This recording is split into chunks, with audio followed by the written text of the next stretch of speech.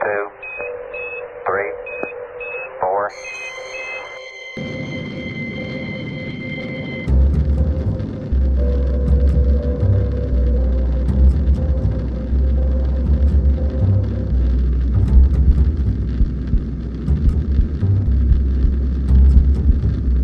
Pulp Culture Cafe presents classic sci-fi.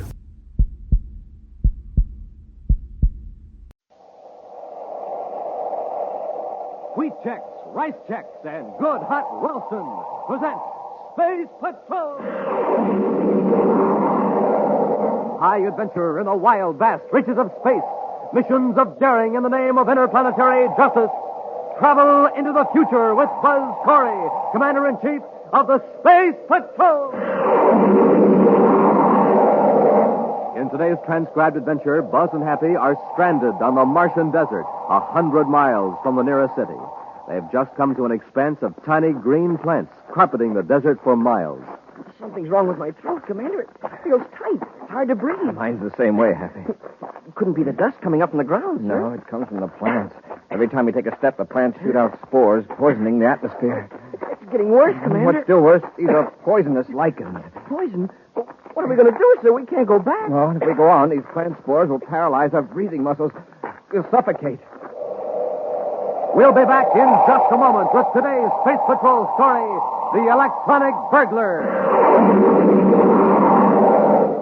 Say, you want to have some fun, gang? Well, listen to this jet cycle. There's nothing in the tank but ordinary fuel, and here's the result. Just a putt-putt. That's all it is with ordinary fuel, but pour in some super fuel.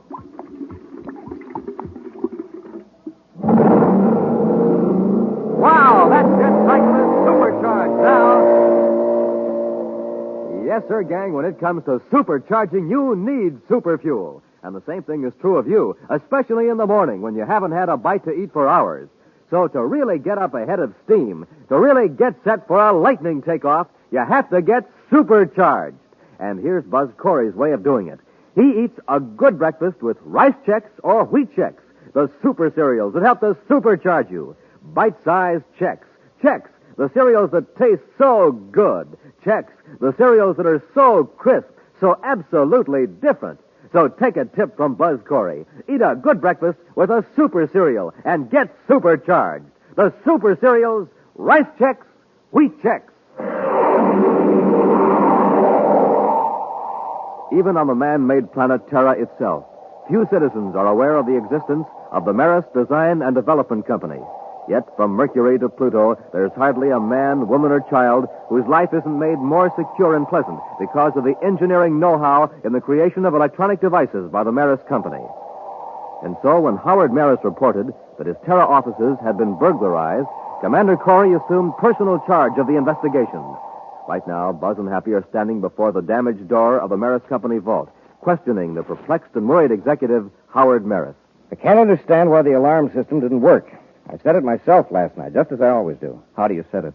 There's a lock switch in my private office. Once that switch is set, nobody can force an entrance to the building without setting off the alarm. But what if somebody had the key to the outside doors? If they used it before regular opening time, even a key would set off the alarm. The only sign of force, inside or out, is at the vault door. Mr. Maris, are you positive you set the alarm switch last night? Absolutely. And the alarm did work, you know. Yes, but several hours too late.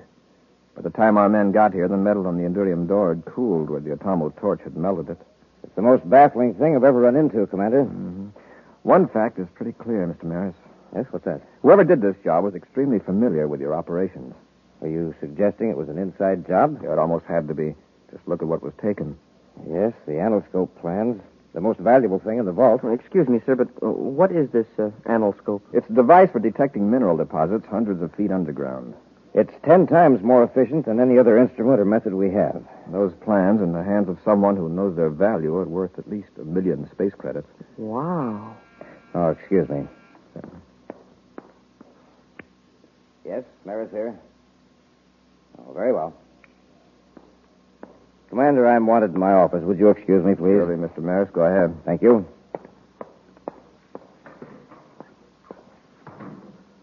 Well, Commander, if it was an inside job, why did the thief have to use an atomo torch on the vault? He got into the building without setting off the alarm. The alarm didn't go off until the thief was safely away. If I didn't know Maris so well, I'd suspect him of being involved in the robbery. Well, how about his chief engineer, Cheller? Well, they've both agreed to a brainograph test. I think they'll pass it. They've worked with Robbie and me on top-secret projects a number of times. Maris and Cheller are exceptionally honest. Well, the security department men have gone over everything and haven't found a single clue. What's the next step? The brainograph. Excuse me, sir, but have a look at this. What? On the floor of the vault here, it looks like broken glass. It is.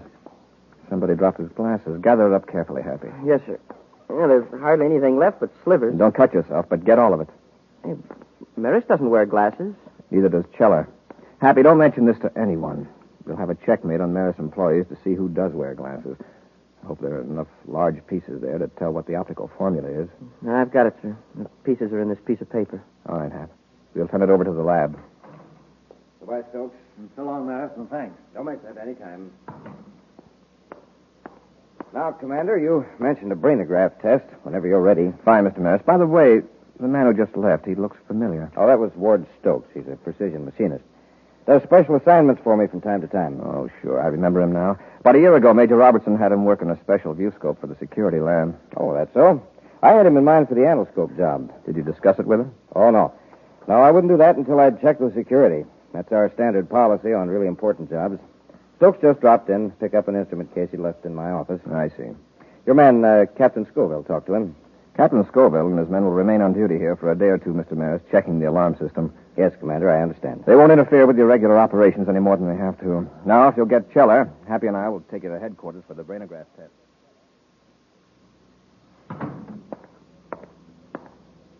Oh, Stokes, you got the case all right. Yes, walked right into Maris' office. One of Corey's men gave me the once-over, but didn't even stop me. Has the case been tampered with? Oh, it was on the floor exactly where I left it yesterday. After all, it looks just like what it's supposed to be, an instrument case. Yes. Not even Buzz Corey would suspect this small box of being an electronic burglar. And now that we've got it back here, no one will ever suspect. Oh, I see you found your spare glasses. Yeah. You know, I've worn glasses for 30 years, and I never broke a pair till last night. And you never cracked a safe till last night either. Oh, did you? Well, if I did, I wouldn't have been so awkward when I removed the protective goggles. No. Well, it was a small price to pay for what we've got. Yes. That reminds me, you better put that robot burglar away and help me copy the anoscope design. Where do you want me to put the burglar? In the staging room for now. All right.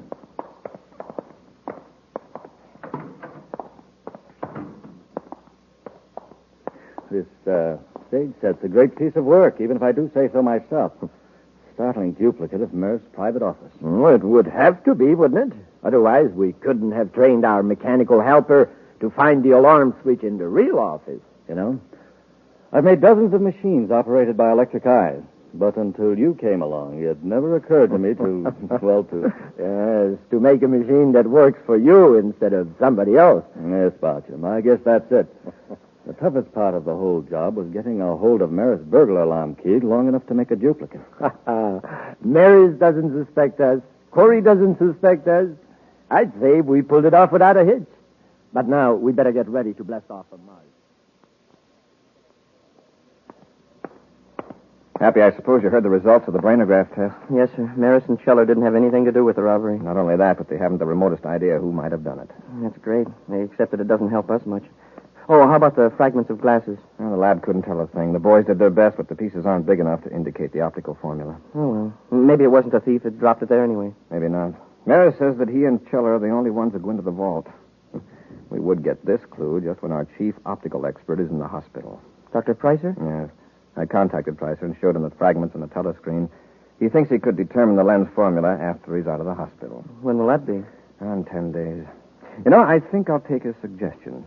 Pricer says this man Stokes might be able to help us. Stokes? Oh, the fellow Maris was talking about? Yes. Stokes helped Pricer on some high-precision optical work a while back. Pricer thinks he's great. He could well be, with both Maris and Pricer raving about him. Now, let's pay him a visit, Happy, and see if he can put our glass jigsaw puzzle together.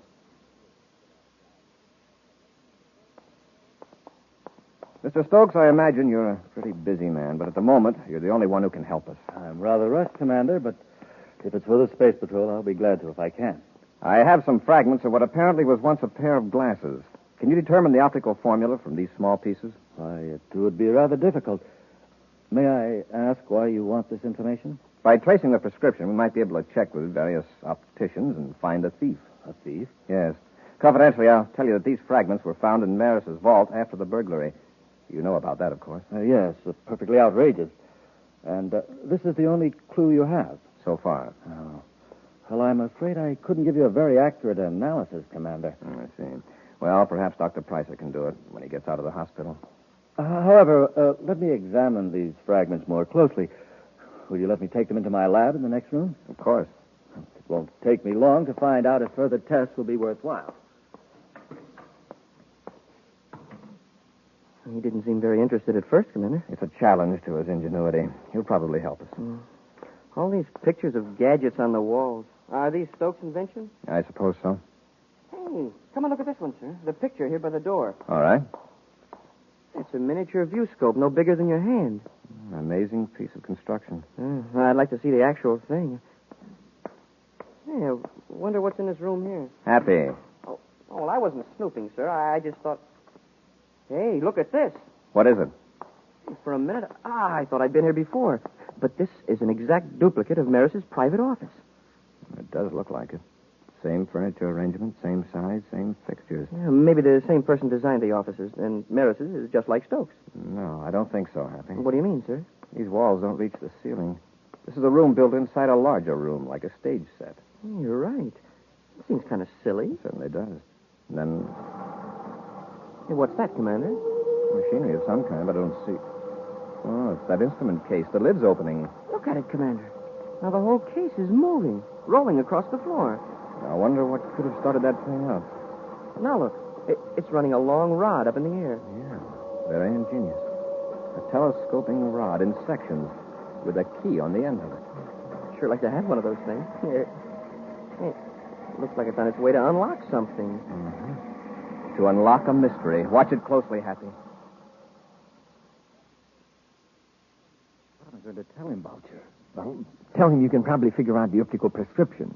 Then, in a day or two, give him a fake formula. Good. Then Corey will never be able to trace you. Go tell him and get him out of here. Yes. Commander, I've got good news for you. Commander, where are you? In here, Stokes. Oh. Happy and I are watching this fantastic gadget of yours. How does that thing get started? Here, I'll shut it off. No, wait. Let's see what it does. It's just a silly toy. I'll turn it off. Later, Stokes. But Commander. Hey, it acts like it's looking for something. Now it's heading right for that little doojigger on the wall there. The lock switch. It's feeling for the keyhole. A very clever machine, Stokes. So that's how the alarm system was shut off. What do you mean? You can't deny this room is an exact replica of Maris's office. Suppose it is. Lots of offices are alike. I see. Then, of course, you won't mind taking a brainograph test. That'll be enough snooping, Corey. Get your hands off, you two, cadet. Get their weapons, Stokes. Yes, Boucher. Keep behind them in case I have to use this ray gun. So you're Stokes' partner in the burglary. Boucher, huh? Hold them, Stokes. Confounded men, you should have locked the door. How did I know they'd be coming here? And that robot, how did it get started? The timing mechanism. I forgot to shut it off. So just 12 hours after the robbery, it started up again. Yes. In another 3 hours, the robot would turn the lock switch back on, move back to its original position, withdraw its wheels and levers, and become an innocent instrument case again. Too bad Stokes has such a good reputation as a precision machinist, or we'd never have come here. It is too bad, Corey. But I'm afraid it's too bad for you. What are we going to do with them? We can't dispose of them here on Terra. We'll take them to my lab on the Martian desert, where they'll never be found.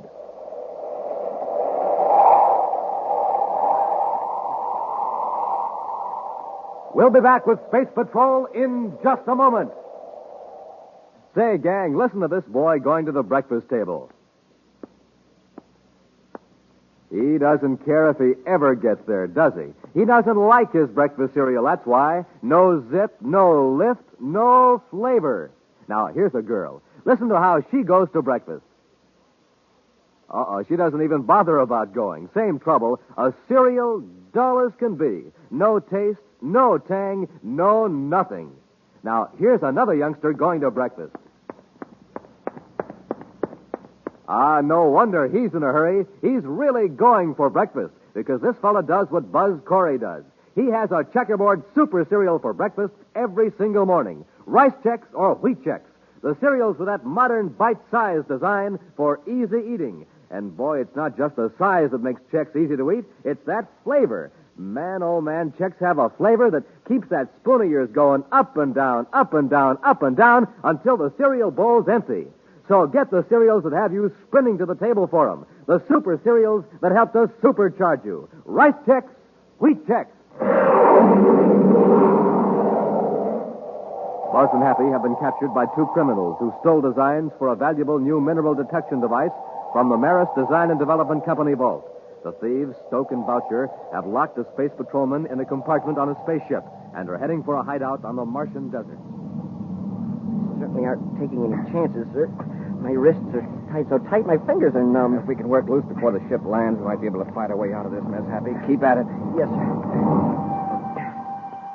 Now, they cut the rockets. Feel that increased gravity pull? Yes, sir.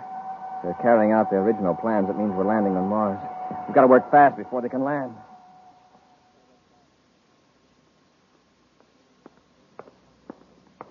Unlock the compartment, Stokes. I'll keep them covered. All right. Now, you two on your feet. Let's check these ropes. Turn around. I said turn around. And I say something, I mean it, Corey. I'll remember that, Boucher. With the little time you got left, I suggest you dwell on more pleasant memories. Okay, the ropes are still tight. Get moving, you two.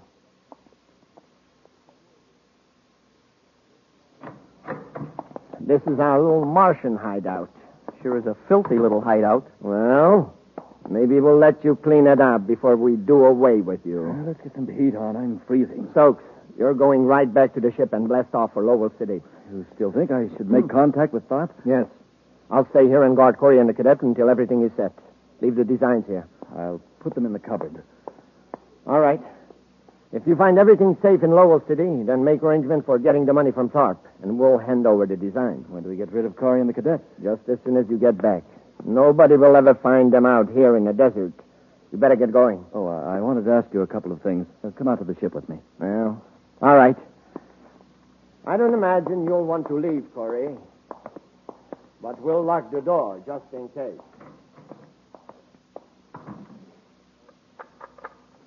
Well, sir, we've got until Stokes gets back to get out of here. Even if we overpower Boucher, we'll need Stokes' ship to escape. Do you see a space phone in here? No, sir. Maybe there's one hidden around someplace. Happy, there's a heating control. Kick the switch with your foot. You cold, sir? No, but put it on full, quickly. Yes, sir. There it is, sir. Good. Now, if this room will just heat up in a hurry.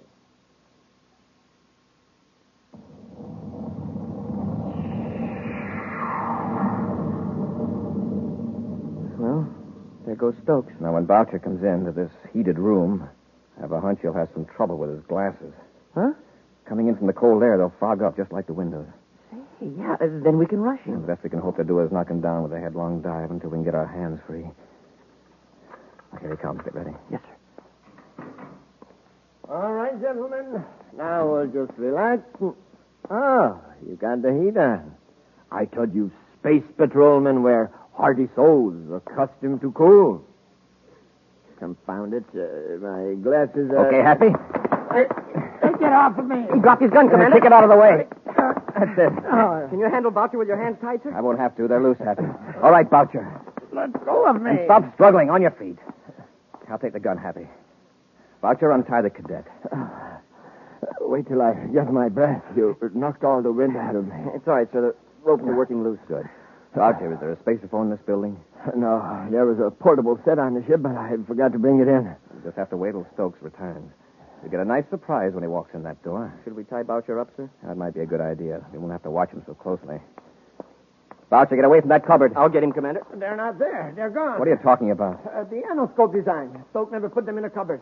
I saw him walk over there. He double-crossed me. The dirty rat. What good would they do you if they were there? Don't you see? Stoke isn't coming back, and we're stuck here. He's right, Happy. This puts all of us in a tough spot. Boucher, how far did you say it was to the nearest city? 100 miles. 100 miles of desert. We don't have any way to call for help. We'll die out here. We only got food for 2 days. Maybe. We're not going to stay here. Let's take what food and water we can and start across the desert. On foot? We could never make it. We're going to try it. Now, where's the food locker? Come on, Boucher. You're lagging behind. Don't make me walk anymore, please. You've got yourself into this mess. We're going to keep moving. All right. I'll try to make it. That's it. Now stop blubbering and save your breath. Hey, these green plants are all around us. They're lichens, Happy. In the Martian summer, they turn rust-colored. Stop. Wait. Now what? I feel sick. Something's wrong with my throat. Well, I don't feel so good myself, but we've got to keep moving. Hold on a minute. There's something strange in the air. It's dust coming up from the ground, sir. Every time we step, a little puff of dust spurts up. It's from the lichens, Happy. They're spores. Spores? Yes, tiny cells from these plants. This kind is poison. What? It's getting into our throats, lungs. Let's get out of them, quick. But we've got to keep on going. The plants stretch for miles in all directions except behind us. Then let's go back. We can't go back. Commander, these spores, what do they do? If we keep inhaling them, they'll paralyze our breathing muscles. We'll suffocate. I'm going back. Boucher, come back here. Grab him, Happy. Boucher, keep your head. All this stomping around's making it worse. Stand still, Boucher. Be quiet. Look around, examine the terrain. Maybe we can find a bare stretch of ground. It's hopeless. We're trapped. Trapped on the desert. I said be quiet. See anything, Happy? No, sir. Except that low hill there. It seems to be a tower of some kind. Yes, a power relay tower. There's one every 20 miles. Maybe there's a spacephone at the tower. If we can get there, we could call for help. That's worth a try. Come on, let's go.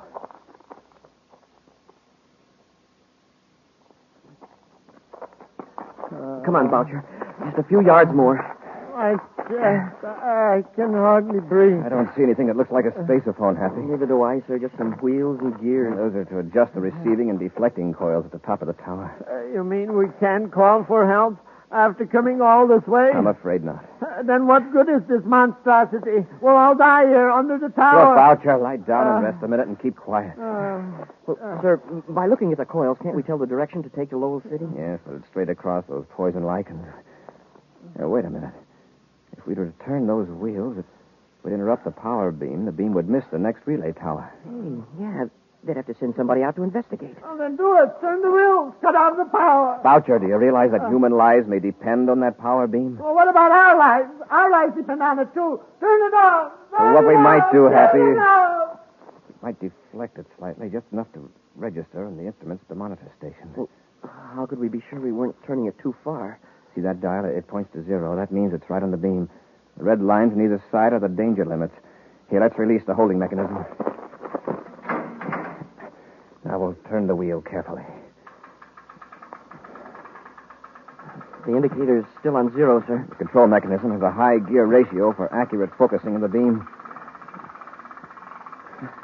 Now it's moving, sir. Halfway to the danger line. That ought to alert the maintenance crew. Now we'll spin the wheel the other way, back and forth.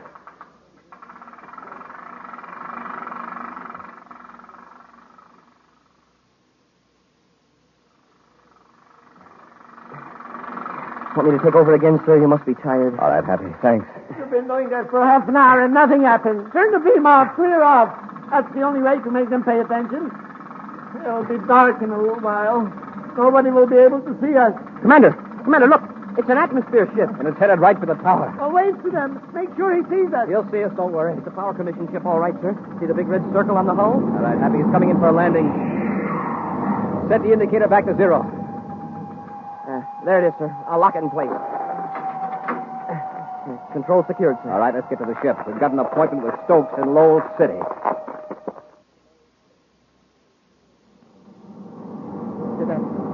I told you and the commander how you can pick up Stokes and the man who's going to buy the design. They will go on my record one day. Oh, sure, but I'm afraid it's a little late now to start thinking about getting off easily. Happy, I just talked to a Lowell City space control and the pilot's spacephone. They're putting a guard around Stokes' ship in case he tries to blast off. Fine. When do we get to Lowell City? In a couple of minutes. We'll turn Boucher over to the spaceport guards and go after Stokes and start.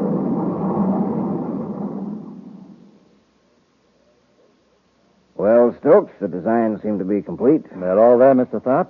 Now I'd like my money. Of course. I'm glad you and Boucher changed your minds and made a straightforward business deal. The original plan was just a precaution in case we were being followed. But everything worked out so well. All right, Stokes. I'll take those plans. Corey. Get Tharp happy. I'll handle Stokes. Yes, sir. Where do you think you're going? All right, Stokes. Had enough? Oh, yes, Corey. Let up. I've got Tharp, Commander. Keep them covered. I'll get the anoscope designed. Yes, sir. All right, Stokes. Move over next to your partner. Just tell me one thing. How did you get out of the desert? Well, Commander, why don't we let Boucher explain that to him? It'll give them something to talk about for the next several years they're going to be spending together. We'll be back with an action preview of next week's exciting Space Patrol story in just a moment.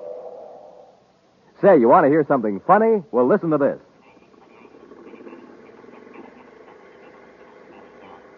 That's a word scrambler, gang, a machine that scrambles secret messages sent by space patrollers over the spaceophone. Now, do you want to know what the message said? Well, here, I'll have it unscrambled for you.